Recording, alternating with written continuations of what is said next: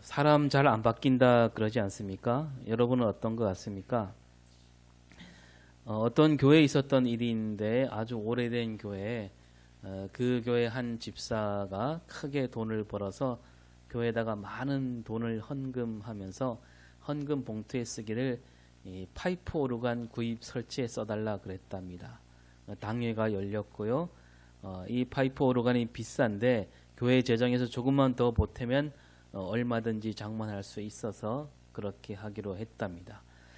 그런데 그 다음 주에 바로 다시 당회가 열렸는데 그 교회는 오래된 교회라 이 대를 이어 교회에 다닌 사람이 많았는데요. 이 장로들 가운데서도 아버지가 장로인 사람이 많았고 그때 당회를 마치고 집에 있는 아버지, 그러니까 은퇴 장로, 원로 장로에게 이 파이프 오르간 설치 얘기를 했답니다. 그랬더니 그 분들이 담임 목사에게 전화해서 파이프 오르간을 설치하려면 예배당 강대성을 뜯어 고쳐야 되는데 그럴 수 없다고, 이 예배당이 어떤 예배당인데, 그래서 하는 수 없이 다시 당회로 모여서 그 일은 없던 걸로 하기로 했다고 합니다. 또 이런 일도 있습니다. 교회에 갓 부임한 목사님이 보니까 이 피아노가 있는 자리가 좀 어울리지 않는 것 같아서 바꾸고 싶었는데, 근데 이 교회도 오래된 교회였고 당회를 여러분들 불보듯 뻔해서 어떻게 했는가 하면 새해가 될 때마다 피아노를 조금씩 움직였다고 합니다. 한 10cm 정도 그렇게 움직여서 마침내 목사님이 바라던 그 자리로 피아노 자리를 바꾸었는데요. 그러고 나니까 나이가 차서 목사님 은퇴하게 되었다라고 그럽니다. 그런 걸 보면서 정말로 사람 생각 바꾸기가 어렵지 않은가. 3살 버릇 80까지 간다는 말도 있고 또 사람 고쳐 쓰는 거 아니다 그런 말도 있지 않습니까? 그런데 오늘 말씀에서는 이 사람이 확 바뀌는 일이 생기는 것을 볼 수가 있는데요. 어떤 일이 생겼는가? 이 오순절날 한 자리에 모였던 그 사람들이 눈 깜짝할 사이에 달라졌습니다. 무슨 일이 생겼을까? 또 이 사람들은 어떻게 달라졌을까? 무슨 일이 생겼는지 먼저 보면요. 한마디로 하면 누가 오셨다고요? 성령이 오셨습니다. 그런데 성령이 오셨는데 어느 때 어디에 누구에게 오셨는가? 1절을 먼저 봅니다. 시작. 오순절 날임이 이름에 그들이 다 같이 한 곳에 모였더니. 예, 무슨 날이라고요? 오순절 날입니다. 이 오순절은 큰 명절이에요. 이스라엘 백성들에게 3가지 명절이 있죠. 3가지 명절이 뭡니까? 3대 명절. 오순절 순서대로 하면 가장 먼저 유월절, 그죠? 유월절 안에 이제 무교절이 있고, 유월절 그다음에 오순절, 초막절 이렇게 있습니다. 이 3절기에는 이스라엘 모든 백성이 한 자리에 모이는 날이에요. 이 오순절은 이 유월절이 지나고 50일째 되는 날이죠. 이거 77절이라고도 부릅니다. 7번, 7일이 7번 지난 다음에 오는 날. 그래서 77절. 그 오순절에 다 같이 한 곳에 모였더니 이렇게 나오는데, 여기서 그들이 누구냐면 이제 사도행전 1장 15절에 가면 이렇게 말씀하고 있습니다. 시작. 모인 무리의 수가 약 120명이나 되었더라. 120명이 모여 있습니다. 왜 120명이 모였느냐? 예수님이 하늘로 올라가시고 다락방에 모여든 사람이 이 제자들을 비롯해서 120명이었다는 얘기죠. 바로 이 사람들에게 성령이 오셨습니다. 근데 이 2절에서는 이렇게 말하죠. 2절 봅니다. 니 하늘로부터 급하고 강한 바람 같은 소리가 있어 그들이 앉은 온 집에 가득하며. 예, 호련히 이렇게 말하고 있습니다. 호련히 무슨 뜻이에요? 네, 갑자기라는 거예요. 갑자기. 그러니까 제자들을 비롯한 120명, 이 성령이 오시리라 미처 생각하지 못한 그때 오셨다는 얘기예요. 그러니까 이들은 오순절을 맞이해서 그냥 모여 있기만 한 거죠. 그런데 갑자기 호련히 성령이 오신 거예요. 근데 이것은 갑자기지만 제자들이 보기에 갑자기겠지요. 하지만 하나님 보시기에는 갑자기가 아니에요. 하나님은 때가 이르렀기에 성령을 보내주신 거죠. 그 제자들이 생각하는 때, 그때 맞춰서 성령이 오신 것이 아니다, 이런 뜻으로 호련히라고 말하고 있는 거예요. 하나님께서 성령을 보내시는 그때, 근데 제자들은 전혀 생각하지 못하는 그때 성령이 오신 거예요. 그 제자들에겐 갑자기 오신 거지만 하나님은 일찍부터 정하신 때에 보내신 거죠. 그리고 이 성령은 하나님이 보내시는 선물입니다. 이 성령 충만을, 이날 성령 충만을 받은 베드로가 바로 뒤에 보면 이제 막 설교를 하거든요. 하나님 말씀을 외치는데 그때 베드로가 뭐라고 하냐면 이 성령은 바로 하나님이 주시는 선물이다. 하나님이 주시는 선물이니까 그 선물은 주시는 분 마음에 따라 주시는 거죠. 그러니까 받는 사람은 갑자기지만 주시는 분은 진작부터 주려고 정하고 계셨다는 거예요. 다시 말하지만 하나님이 주시고자 하는 때에 성령을 주신다는 말씀이에요. 우리가 바라는 대로 우리가 원하는 때 주시는 것이 아니라 하나님이 주시고자 할 때 주신다. 그래서 호련히라고 말하고 있습니다. 성령이 언제 우리에게 오실지 우리는 알 수가 없다는 거 아니겠습니까? 예수님도 일찍이 말씀하셨어요. 요한복음 3장 8절에서 니고데모에게 이런 말을 합니다. 시작. 바람이 임의로 불매 내가 그 소리는 들어도 어디서 와서 어디로 가는지 알지 못하나니 성령으로 난 사람도 다 그러하니라. 예. 성령으로 난 사람도 그러하다. 바람처럼. 여러분, 바람이 어디서 불어오는지 알 수 있습니까? 우리가 뭐 맞바람, 뭐 한이바람, 뭐 새바람 얘기하지만 그 바람이 어디서부터 불어올까요?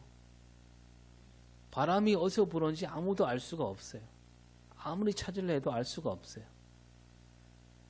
그 아는 사람이 아무도 없는데 오직 하나님만 아시지 않습니까? 성령도 마찬가지란 얘기예요. 성령은 호련히 갑자기 느닷없이 아무도 생각하지 못하는 어디선가로부터 오시는 거죠. 또 예수님께서도 제자들에게 성령을 보내주신다라고 말씀하셨습니다. 그런데 예수님이 내가 보혜사를 보내주신다라고 하면서 언제 보내주신다 하는 말씀이 있나요? 성경에 없어요. 언제 뭐 오순절에 주신다 그런 말씀도 없어요. 내가 하늘로 올라간 다음에 한 뭐 며칠 지나면 성령을 보내주신다 그런 말씀도 없습니다. 이렇게 성령은 호련히 오신다. 따라서 이러이러한 때, 바로 이럴 때 성령이 내려오신다, 성령 충만을 받는다 이렇게 누가 말한다면 그 말은 믿어야 할까요? 이렇게 하면 성령이 오신다, 저렇게 하면 성령이 오신다 그런 말 믿을 수 있을까요? 성령이 오신 때가 언제냐 묻는다면 그것은 하나님께서 주시고자 하시는 그때 성령이 오신다. 이게 답인 거죠. 그리고 성령이 어디로부터 온다고 했습니까? 하늘로부터 옵니다. 이 말은 땅에서 오지 않는다. 이 말은 하나님이 주신다는 것이고 사람이 주지 못한다는 얘기예요. 그런 의미로 하늘로부터 오는 거예요. 옛날에 그런 집회가 많았습니다. 앞에서 막 이렇게 집회하면서 성령 받아라 막 그러잖아요. 성령 받아라 그러면 어떻게 해요? 막 다들 쓰러지면서 막 뒹굴고 그렇게 그런 집회들이 있지 않았습니까? 무슨 중국 영화도 아니고요. 이렇게 뭐 장풍 쏘듯이 팍 하면 그냥 성령 받는 사람은 막 놀래서 뒤로 넘어지고. 여러분 성령은 누군가 성령을 주고 던지고 그럴 수 없는 거예요. 성령은 어디로부터 온다? 오직 하늘로부터 오는 거예요. 오직 하나님께서 주십니다. 이 하늘로부터 이 말은 하나님께 주신다는 뜻과 더불어 앞에 말씀드린 대로 하늘로부터 온다 이 말은 어디서 오는지 알 수 없다는 뜻이기도 해요. 여러분 하늘이 어디 있어요? 여러분? 하늘 이번에 뭐 누리호 또 쏘아 올렸지만 우리는 저 위지만 또 저 밑에 있는 사람들은 우리 지구 반대쪽에 있는 사람들은 가리키면 어떻게 돼요? 우리하고 반대잖아요. 저 사람들은 이렇게 가르치고 우리는 이렇게 가르치고. 그 하늘로부터 온다는 말도 어디서 우리가 그 하늘이 어디인지 우리가 정확히 알 수 없다는 뜻이 또 들어있는 거죠. 그리고 급하고 강한 바람 같은 소리가 가득했다라고 합니다. 급하고 강한 바람 같은 소리. 그러니까 급하고 강한 바람이 곧 성령이다 이런 뜻인가요? 그게 아니라 성령이 오실 때 소리가 나는데 급하고 강한 바람 소리 같다라는 얘기예요. 바람 같은 소리, 이 바람이 불 때 들리는 소리와 비슷하다는 얘기예요. 바람이 곧 성령이다 그게 아닌 거죠. 그래서 우리가 도무지 알 수 없는데 굳이 말하자면 가장 비슷한 걸 찾자면 뭐냐면 급하고 강한 바람 소리 같다라는 얘기예요. 그리고 3절에서 뭐라고 합니까? 시작. 혀처럼 갈라지는 것들이 그들에게 보여 각 사람 위에 하나씩 임하여 있더니. 여기서는 그 성령이 내려오는 그 모양을 보여주고 있는데 불의 혀처럼 갈라진다. 이것도 마찬가지로 그 성령의 생김새가 불과 똑같다는 뜻이 아니지요. 성령이 오시면 뜨거워진다 그런 뜻만 갖고 있는 게 아니라는 겁니다. 여러분 뜨거우면 성령이고 차가우면 성령이 아닌가요? 요한계시록에서 라오디게아 교회에게 예수님이 뭐라고 말씀하셨어요? 차든지 뜨겁든지 하라 그랬잖아요. 그러면 그 뜨거운 거는 성령이 오신 거고 차가운 건 성령이 없는 걸까요? 아니죠. 그러면 예수님이 너 예수를 믿든지 안 믿든지 해라 그런 얘기인가요?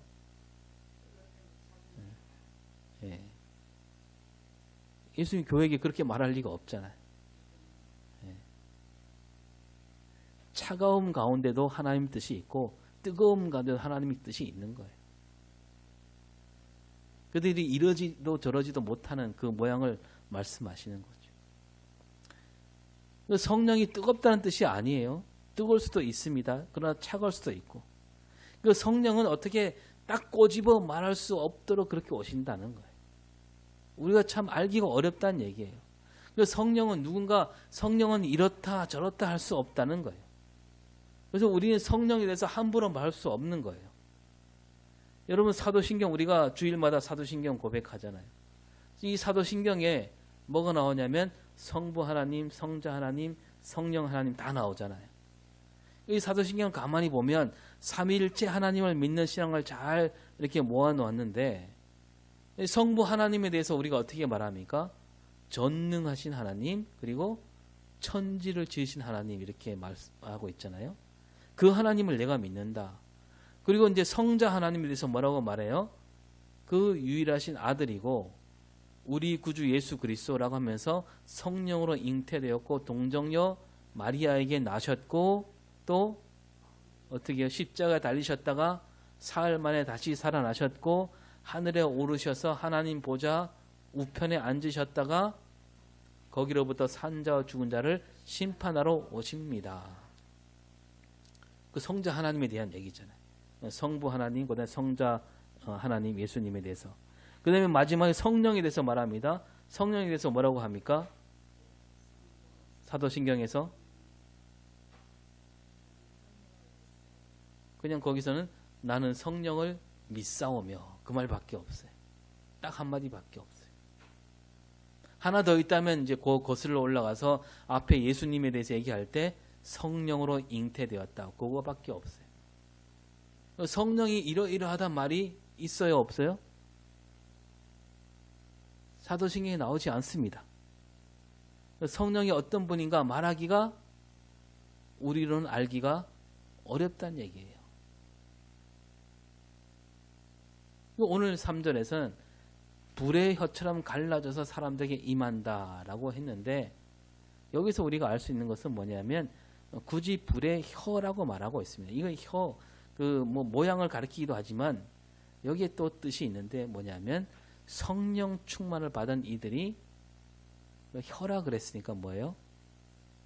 하는 말이 바뀌게 된다는 것을 알려주고 있는 거죠. 그 성령은 언제 오신다, 성령은 이렇게 생겼다, 성령은 어디에서 어디를 거쳐 오신다, 뭐 하나 똑부러지게 말씀한 것은 없는데, 성령은 그냥 갑자기 느닷없이 오시고 바람 소리 같은 소리가 나고 불길이 갈라진 사람들에게 내리고, 성령은 우리 귀에 우리 눈에 똑똑히 들리거나 보이지 않는다, 이런 말이 되고, 그런데 우리가 뚜렷이 알 수 있는 것은 뭐냐면 성령 충만을 받은 사람은 달라진다는 거죠. 뭐부터 달라져요? 불의 혀처럼 와서 우리의 말부터 달라진다는 얘기. 가장 먼저 말이 달라진다. 그래서 4절에 뭐라고 합니까? 시작. 이 다 성령의 충만함을 받고 성령이 말하게 하심을 따라 다른 언어들로 말하기를 시작하니라. 예. 성령이 어떤지 잘 모르겠지만 성령 충만을 받은 이들은 말이 달라진다. 어떤 말? 성령이 말하게 하심을 따라 말하게 된다는 거예요. 성령 충만을 받은 사람들은 성령이 시킨 대로 말을 하게 된다는 거예요. 그러니까 자기 생각대로 말하지 않고 성령이 말하게 하심을 따라 말한다는 거예요. 그래서 여기서 우리가 이제 성령 충만과 성령 받는 것과 조금 나누어서 볼 수가 있겠죠. 새벽에도 좀 나누었지만 누구나 성령 받게 되는데, 성령 충만을 받게 되는 사람들의 특징은 뭐냐 하면 내가 하는 말이 아니라 성령께서 시키신 대로만 말하게 된다는 거예요. 그런 사람이 성령 충만을 받은 사람이에요. 어떤 모양이나 어떤 그 사람의 상태가 달라지는 게 아니라 그 사람이 하나님이 주신 말씀대로 말하게 될 때 그게 성령 충만이라는 겁니다. 여러분, 언젠가 말씀드렸는데요. 옛날에 중고등부 시절 여름 수련회 가면 막 뜨겁게 기도하면서 방언이 터져 나오고 막 쓰러지기도 하고 환상을 보기도 하고 그런 일들이 많았잖아요. 그런데 수련회 다녀온 뒤 그 경험을 한 사람들, 방언이 터졌던 학생들이 뭐라고 하냐면, 선생님, 전도사님 왜 방언을 못합니까? 방언 못한 사람 막 비웃고 그랬어요. 여러분, 성령이 말하게 하심을 따라 말한다면 그렇게 말할까요? 성령이 말하게 하심을 따라 말한 사람은 함부로 정죄하지 않습니다. 남을 깎아내리지 않아요. 성령이 말하게 하심을 따라 말한다면 어떻게 됩니까? 다른 사람을 높여주고 챙겨주는 말을 하게 되고 힘을 실어주는 말을 하게 됩니다. 여러분, 예수님이 그랬잖아요. 예수님이 언제나 성령으로 가득한 삶으로 사셨잖아요. 예수님이 하신 말씀 다 뭐예요? 가난한 사람, 힘없는 사람들에게 가서 그들에게 용기를 북돋아주고 그들에게 힘을 실어주고 살아갈 소망을 주신 말씀만 하셨잖아요. 성령 충만한 사람은 그렇게 되는 겁니다. 내가 성령 받은 사람인가, 내가 성령 충만 받은 사람인가, 그거 알려면 뭐예요?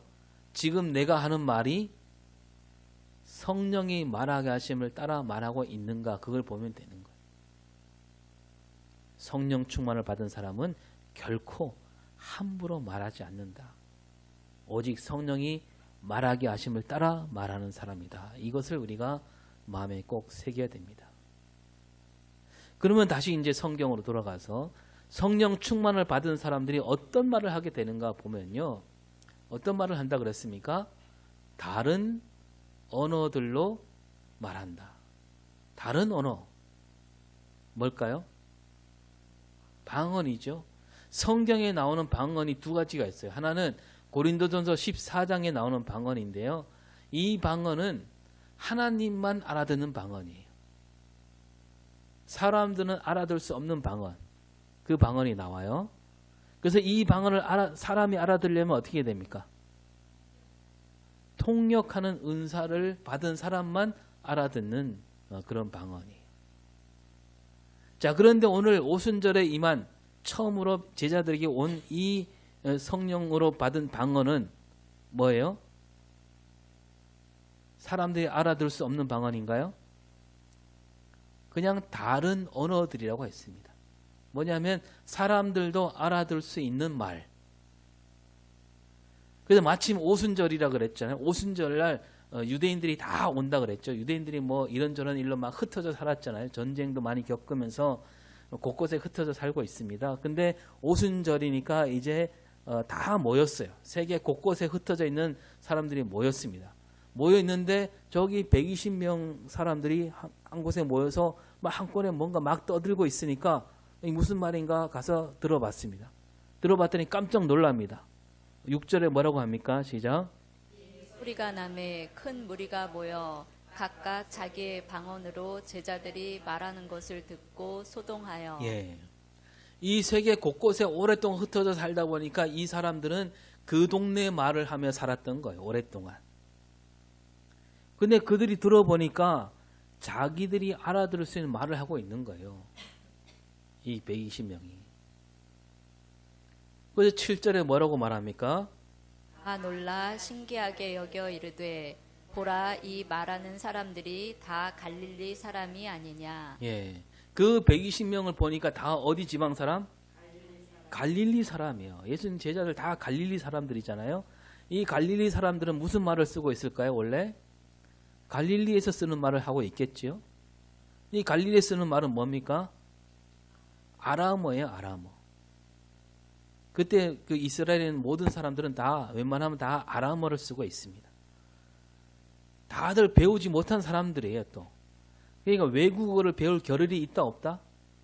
전혀 없는 사람이에요. 먹고 살기 바쁜 사람들이에요.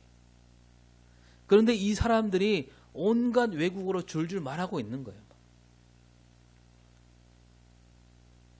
이 성령 충만을 받은 사람들이 하는 말, 그 말이 거기서 나오는 그 언어가 어떤 말인지 이 9절부터 11절에서 굳이 밝히고 있는데요.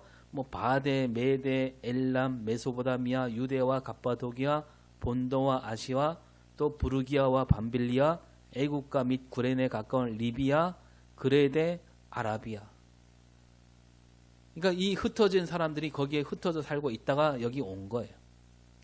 근데 굳이 뭐 여러 곳에서 왔다 이렇게 말하지 않고 그 이름을 하나하나 다 얘기하고 있는 걸 보게 됩니다. 그 여러 나라에서 쓰는 말을 하고 있다는 거죠. 근데 이 나라를 밝히고 있는데 이 나라들은 다 어떤 나라들일까? 어떤 나라들일까요? 이 나라들은요, 다 하나같이 이 로마라는 그 로마 제국에 사로잡힌 나라예요. 식민지 백성들의 나라입니다. 다시 말하면 성령 충만을 받은 사람들이 성령이 말하게 하심을 따라 말했다고 했는데 성령께서는 왜 이렇게 그런 여러 나라에서 쓰는 말을 하게 했을까? 그 뜻이 있다는 거죠. 그래서 굳이 하나하나 밝히고 있는 거예요. 그 나라가 어떤 나라인지. 근데 여러분 생각해 보면 성령께서 오셔갖고 이 제자들이 120명 사람들이 막 말이 바뀌잖아요. 이 말이 바뀔 때 당시 가장 널리 쓰는 말, 그 무슨 말이에요? 어디 가도 통하는 말, 로마가 쓰는 말이죠. 헬라어입니다. 그리고 이 헬라어로 말하면 누구나 알아들을 수 있어요. 옛날에 우리나라도 그랬잖아요. 일본이 와갖고 우리말 못 쓰게 했잖아요. 교실에 가갖고 어떻게 했습니까? 총칼 찬 순사가 기다리고 있잖아요. 우리말 못 쓰게 하려고. 다 무슨 말 쓰게 해? 일본말 쓰게 했잖아요. 그 지금 우리도 아직까지 우리 안에 뭐가 있어요? 일본말이 남아 있잖아요. 그죠? 아지도 일본말 아니에요? 아지? 네? 네. 사시미 다 일본말이에요. 네. 그러니까 이 헬라어로 쓰면 다 알아듣는. 그러니까 요즘으로 말하면 그 헬라어는 지금 뭡니까? 영어예요, 영어. 갈릴리 사람들은 헬라어를 잘 모르겠지요. 근데 그 시골 구석에 있는 사람들이 헬라어로 줄줄 말했다면 사람들이 더 놀라지 않았을까요? 그 배우지도 못한 사람들이 막 헬라어를 막 자기가 배운 것처럼 자기 모국어처럼 막 말을 합니다. 그러면 어떻게 됐을까요? 그 듣는 사람들이 그 사람들 보고 적어도 비꼬진 않았을 겁니다. 오늘 말씀 13절에 어떻게 합니까? 사람들이 시작. 또 어떤 이들은 조롱하여 이르되 그들이 새 술에 취하였다 하더라. 그 말을 듣고 조롱하는 사람들이 있었다는. 저 틀림없이 또 술 먹고 헛소리 하는구나. 근데 헬라어로 말했다면 어땠을까? 성령이 좀 기왕이면 그 당시 좀 고급진 언어로 바꿔줬으면 어땠을까요? 그러면 그 사람들이 듣고 어떻게 했어요? 야, 저 갈릴리 사람들이 헬라를 저렇게 잘하는구나. 개천에서 용났구나. 그러면 나도 저기 성령 충만 받아야 되겠다. 헬라어 잘하려고. 헬라어로 마음껏 말하려면 성령 충만 받아야 되겠다. 그러면 돈도 더 잘 벌고 뭔가 살 길이 열리지 않을까? 그러지 않았을까요? 그런데 오늘 말씀을 보니까 그렇지 않은 거예요. 여러분 요즘은 그나마 많이 나아졌는데요. 외국인들이 우리나라 말을 지금 배우려고 하고 있잖아요. 그런데 얼마나 전만 해도 다른 나라에서는 우리나라 말에 관심이 없었잖아요. 그래서 한국으로 관광을 온 사람들이 한국말을 제대로 배우지도 않고 왔잖아요. 그냥 한국에 와서 그냥 영어 쓰고 또 우리는 그런 외국인 보면 어떻게 했습니까? 우리나라 사람이 우리나라에서 그 외국인을 만나면 우리가 영어를 못하는 것 때문에 막 쩔쩔매지 않았습니까? 그러면서 우리는 미국에 갈 때 어떻게 해요? 막 영어를 막 배우고 그러잖아요. 여러분 성령 충만을 받고 영어를 잘하게 되면 얼마나 좋을까요? 교회에서 성령의 역사가 팍 일어나면 성령 충만 받은 사람들이 다 영어로 말을 합니다. 그러면 어떻게 됐을까요? 한국 교회가 더 많이 오지 않았을까요? 사람들이? 예. 여러분 공부하는 학생들 다 오지 않을까요? 막 청소년들이 막 몰려왔고 막 성령 충만 받으려고 막 기도하고 그래갖고 그걸로 가서 시험 치고 영어 막 100점 맞고 뭐 어떤 사람들 뭐 영어 방언을 기가 막히게 잘한다 그러는데 과연 그럴까? 오늘 말씀에 따르면 그렇지 않은 것 같아요. 성령 충만을 받은 사람들이 헬라어를 잘하게 되었다 이게 아니에요. 성령 충만을 받게 되면 아직 복음이 들어가지 않은 곳. 지금으로 말하면 저 아마존 정글이나 아프리카 밀림에 사는 사람들. 그들이 하는 말이 터져 나오지 않을까 싶습니다. 이 성령 충만을 받으면 능력이 생깁니다. 성령이 주신 능력인데 또 예수님도 말씀하시기를 오직 너희에게 성령이 임하시면 너희가 뭘 받고? 권능을 받고 했습니다. 근데 이 성령이 주신 능력은 사람들이 생각하는 능력이 아니었다는 얘기예요. 누구나 막 하고 싶어하는 그 헬라어를 하게 되는 그런 능력이 생기는 게 아니었다는 거예요. 성령 충만을 받은 사람들이 했던 말은 저 구석에 있는 나라들, 그런 나라들이 하는 말. 11절에 뭐라고 합니까?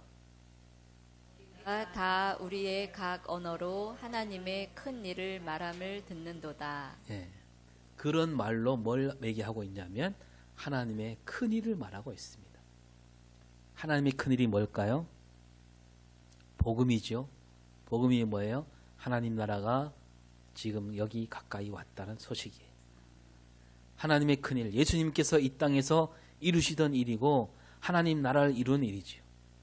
그러니까 이제 뭐예요? 성령 충만을 받은 사람들이 하나님 나라 복음을 알리는데 가장 먼저 작고 작은 나라에 그 복음이 들어가게 되었다는 뜻이에요.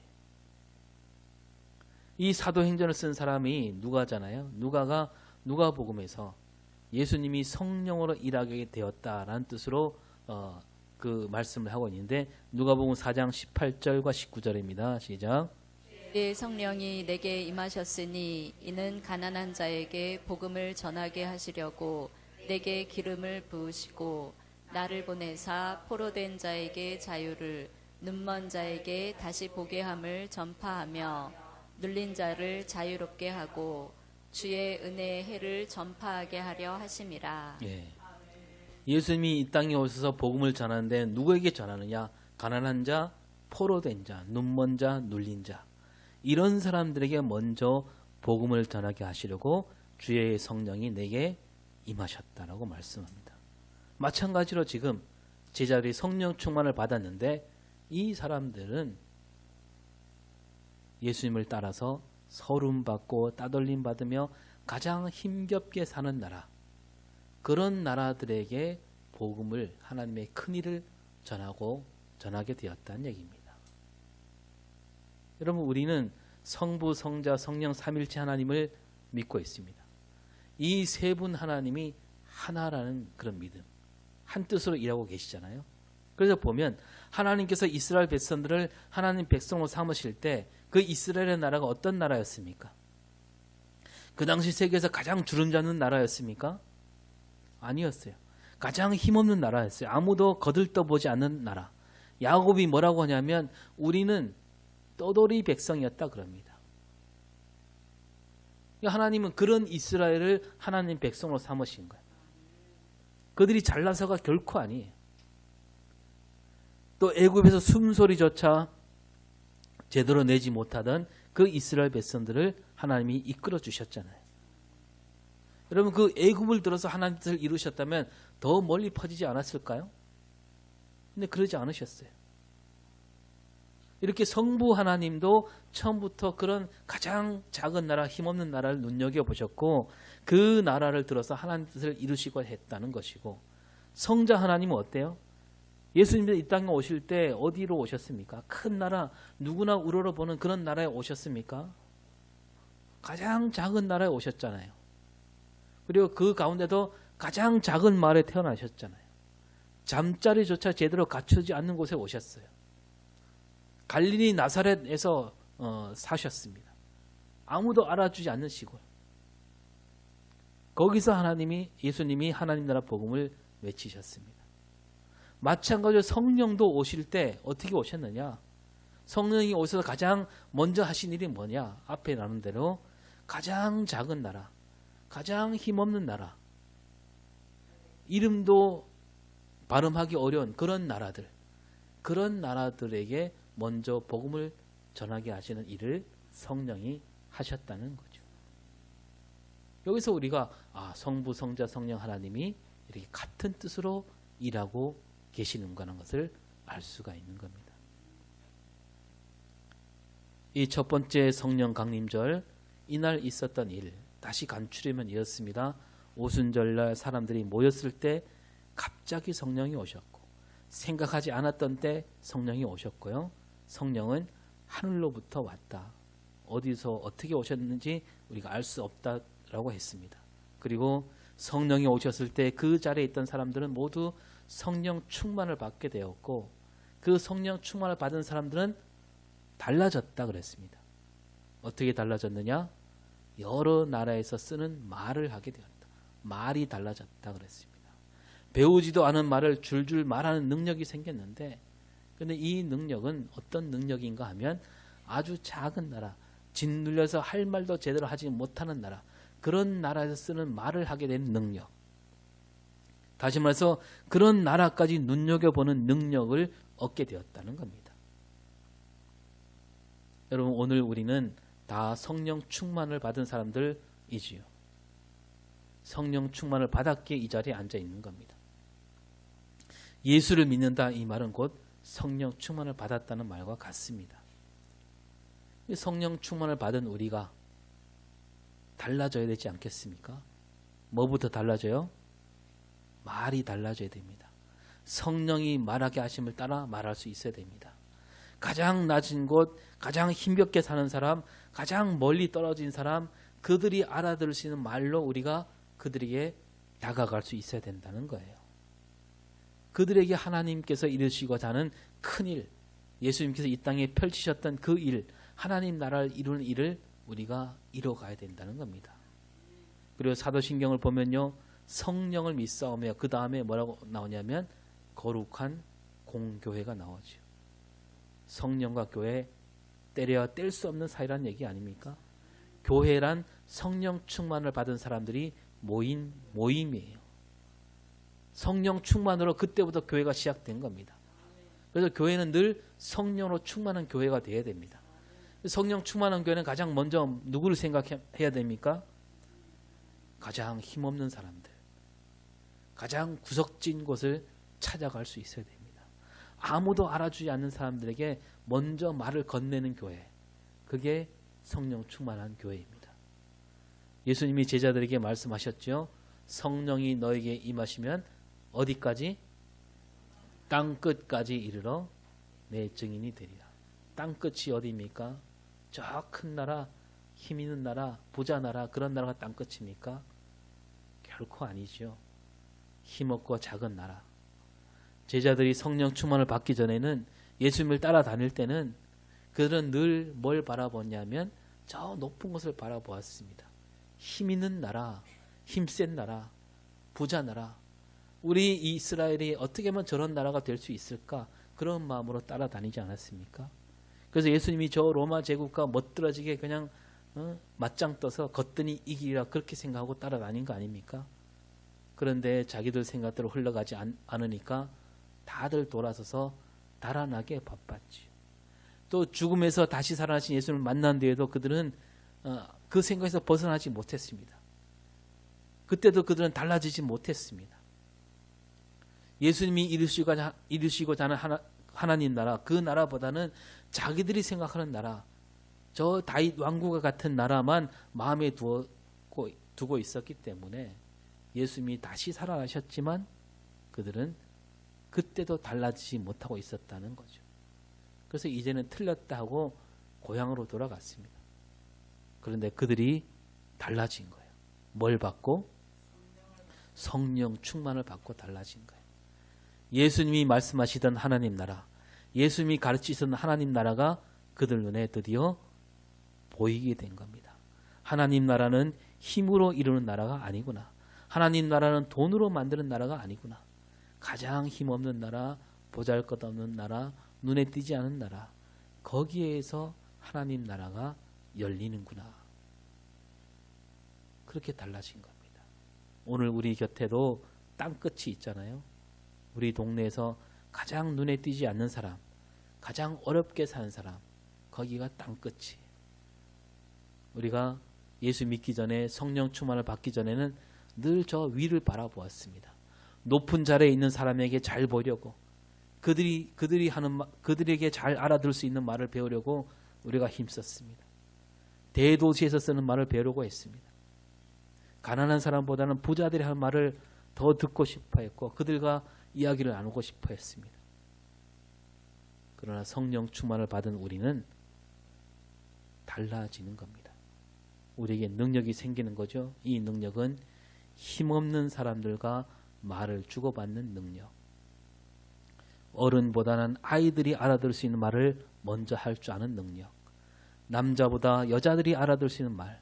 회사 사장보다 노동자들이 알아들을 수 있는 말. 저 큰 도시보다 작은 시골 마을 사람들이 더 쉽게 알아들을 수 있는 말. 그런 말을 하게 되는 능력. 그 능력으로 하나님의 큰 일을 이루는, 하나님 나라 복음을 외치는 그런 사람들이 바로 성령 충만을 받은 사람들이다. 오늘도 우리가 이러한 능력으로 살아가는 저와 여러분이 될 수 있기를 바랍니다. 기도하겠습니다.